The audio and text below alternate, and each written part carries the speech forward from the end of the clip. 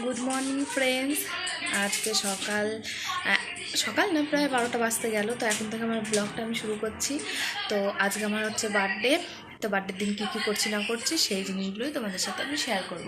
তো পুরো ভিডিওটা দেখতে থাকো আর আমাকে একটু সাপোর্ট করো আর সাবস্ক্রাইব করে দিও ভালো লাগলে, আর কমেন্টে অবশ্যই হ্যাপি বার্থডে বলে দিও।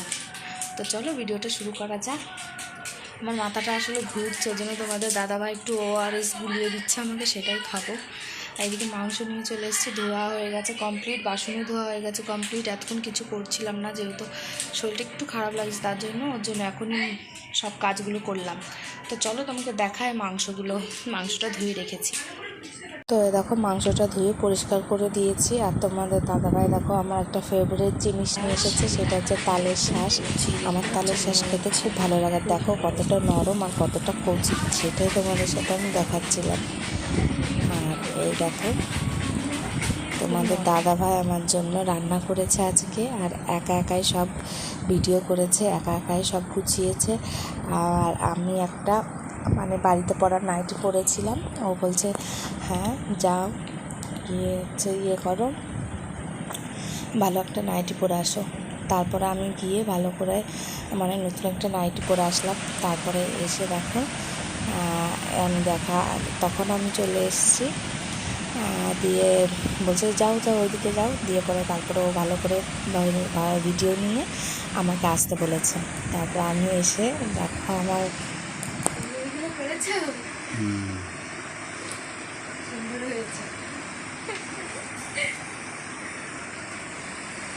আসন নেই, আসন পাতেন কেন?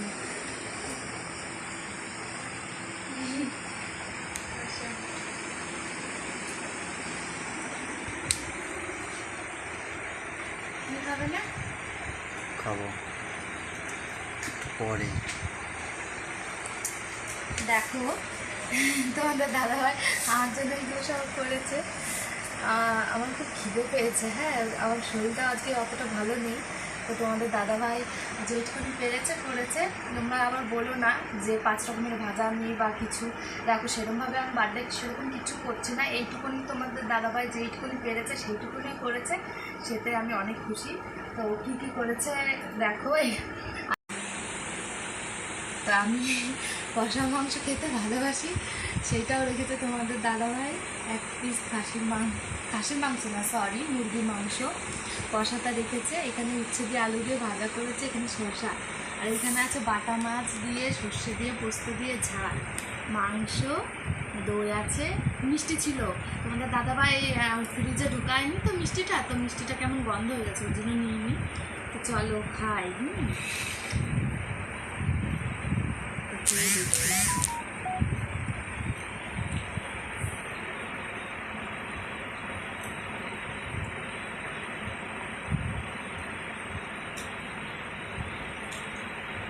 থ্যাংক ইউ সো মাচ তোমাকে এত কিছু করার জন্য।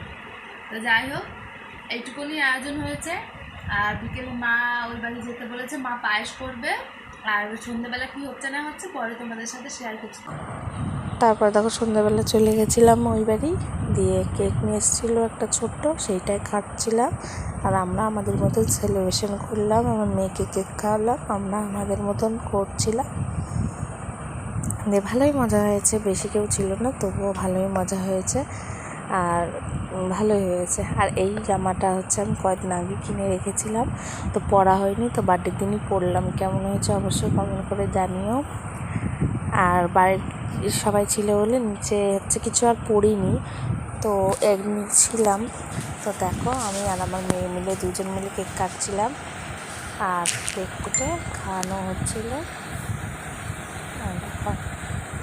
এইভাবেই আমার দিনটা কাটলো পুরোপুরি।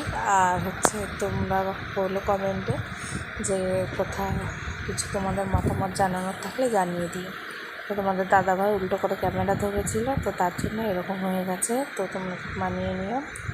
তো আর হচ্ছে রাত্রেবেলা যে খাবার দাবার ছিল সেরকম কাউকে বলিনি, ঘরে সবাই মিলে খাচ্ছিলাম।